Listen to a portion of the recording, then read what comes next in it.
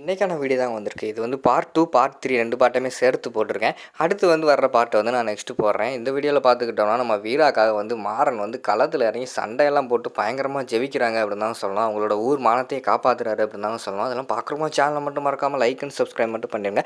First எடுத்தோடனே நம்ம மாறன், வீரா, அதுக்கடுத்து பிரியா, அங்கிட்டு ராகவன், கண்மணி எல்லாருமே சேர்ந்து அங்கிட்டு ஒரு வயல் வரப்போ போய்கிட்டே இருக்கிற மாதிரி தான் காட்டிக்கிட்டு இருக்காங்க. கண்மணி வந்து நம்ம மாறனை கண்டுக்காமல் போய்கிட்டே இருக்காங்க. அந்த நேரத்தில் என்ன பண்ணுறாங்கன்னா, நம்ம மாறன் பாம்பு கடிச்சிருச்சு பாம்பு கடிச்சிச்சு அப்படின்னு சொல்லிட்டு நடிப்பை போடுறாங்க. உடனே அந்த இடத்துக்கு வந்து நம்ம ராகவன் வராரு. டேய் என்னாச்சுடா, காலை குடுறா அந்த இடத்துல நான் கடிச்சு உரியிறேன்டா அப்படிங்கிற மாதிரி சொல்கிறாங்க. டேய் கம்முனுறா, நானே நடிச்சுக்கிட்டு இருக்கேன்டா அப்படிங்கிற மாதிரி சொல்கிறாங்க. டேய் இதுலலாம் யாராவது நடிப்பாங்களாடா, காட்டுறா அப்படிங்கிற மாதிரி சொல்லிட்டு இருக்காங்க. இவங்க 2 பேரும் நடிக்கிறேன்னு சொல்லி பேசுகிறதெல்லாம் அங்கிட்டு வந்து வீரா வந்து பார்த்துடுறாங்க. ஓ நீ நடிச்சுக்கிட்டு இருக்கியா அப்படின்னு சொல்லிட்டு முறைச்சி பார்த்துக்கிட்டே இருக்காங்க.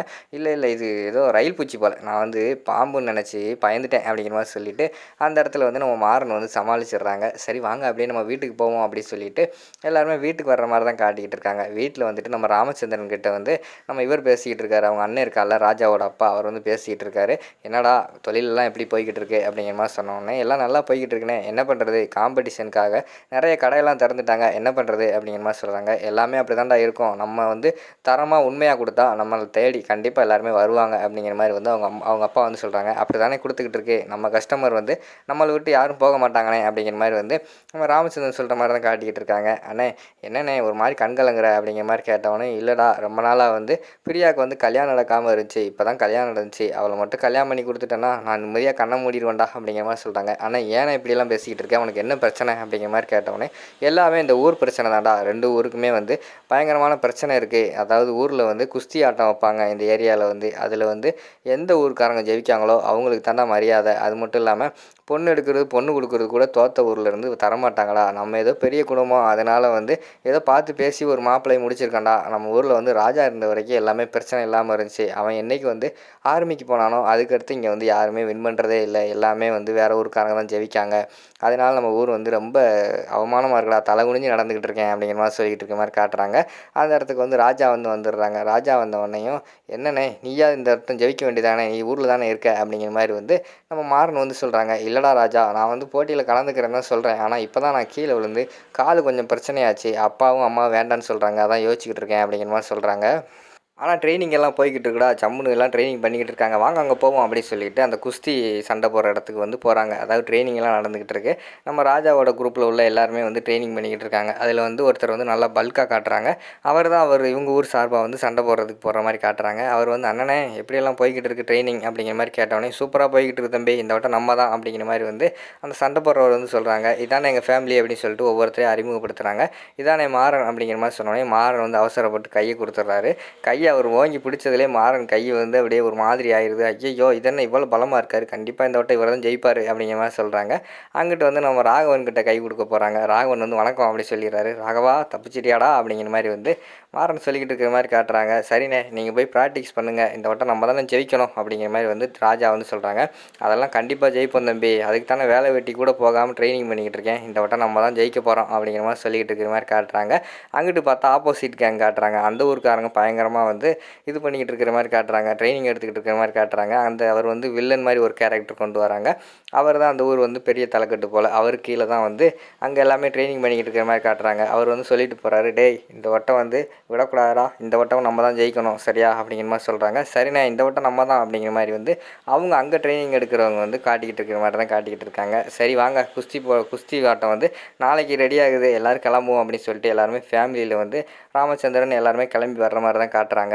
அந்த பக்கம் பார்த்தா குஸ்தி ஆட்டம் வந்து பயங்கரமாக போய்கிட்டு இருக்குது. அதாவது ஃபஸ்ட்டு வந்து சுற்று வட்டாரத்தில் உள்ள எல்லா ஊருக்காரங்களுக்கும் எல்லாருமே வந்து சண்டை போட்டுக்கிட்டு இருக்கிற மாதிரி தான் காட்டிக்கிட்டு இருக்காங்க.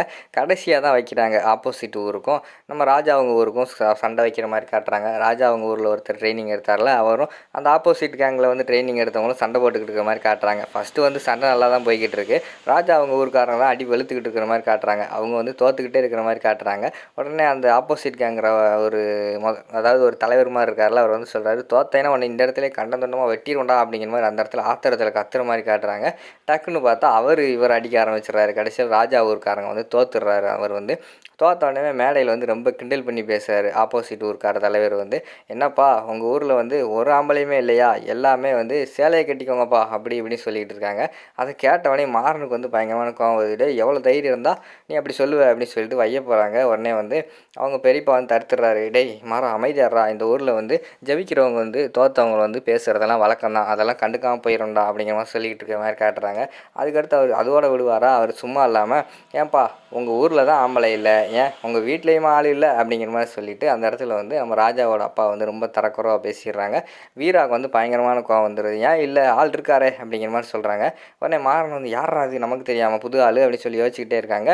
பக்கத்தில் நம்ம வீரா வந்து மாறனோட கையை தூக்கிடுறாங்க. இவர் தான் அப்படிங்கிற மாதிரி கையை தூக்கினோடனே அவர் ஷாக் ஆகிடுறாரு. ஏய் நான் எப்படி சண்டை போட அப்படிங்கிற மாதிரி சொல்லிட்டு இருக்காங்க. போய் சண்டை போட்டு வின் பண்ணு போ அப்படிங்கிற மாதிரி சொல்லி அனுப்பி வச்சிடுறாங்க. சரி என்ன பண்ண அப்படின்னு சொல்லிட்டு சண்டை போடுற மாதிரி தான் காட்டிக்கிட்டு இருக்காங்க. ஃபஸ்ட்டு 2 பேர் இந்த மான் கராத்தே படத்தில் வந்து ஓடி பிடிச்சி விளாடுவாங்களா, அது மாதிரி கொஞ்சம் நேரம் ஓடி பிடிச்சி விளாட்றாங்க.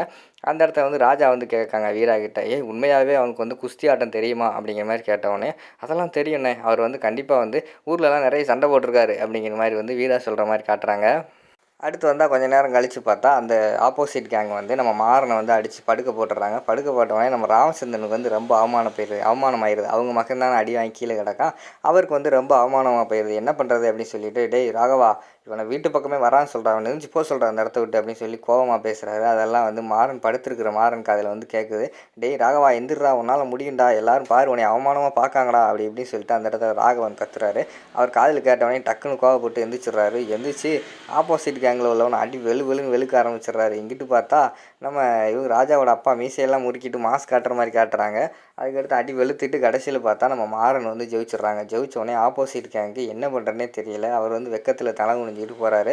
சார் எங்கே போகிறீங்க, வாங்க உங்கள் கையால் தான் கப்பு வாங்கணும்னு வந்திருக்கோம்ல, வாங்க கப்பை கொடுங்க அப்படிங்கிற மாதிரி சொல்லிவிட்டு அவரையே டீஸ் பண்ணி அவர் கையில் வந்து கப்பை வாங்கிட்டு நேராக வீரா கிட்ட வந்து வராரு. வீரா கிட்ட முத்தம் கொடுத்துட்டு, இந்தா கப்பில் முத்தம் கொடு வீரா அப்படிங்கிற மாதிரி சொல்கிறாங்க. அப்படியே நின்றுட்டே இருக்காங்க. வீரா வந்து அதுக்கடுத்து நம்ம மாறன் வந்து சொல்கிறாங்க, என்ன வீரா ஒரே கவலையாக இருக்கியா, எப்படி வந்து என்னை கோர்த்து விட்டு என்னை அடிப்பாங்க, பார்த்து ரசிக்கலாம் தான் நினச்சேன், ஆனால் நான் வந்து அடி வாங்கலாம் தான் நினச்சேன், ஆனால் வந்து அப்பாக்காகவும் பெரியப்பாக்காகவும் ஜெயிக்க வேண்டி வந்துடுச்சு, அதனால தான் ஜெயிச்சிட்டேன், கவலைப்படாத அப்படின்னு சொல்லிட்டு அந்த இடத்துல இருந்து மாறன் வந்து போயிடுறாங்க.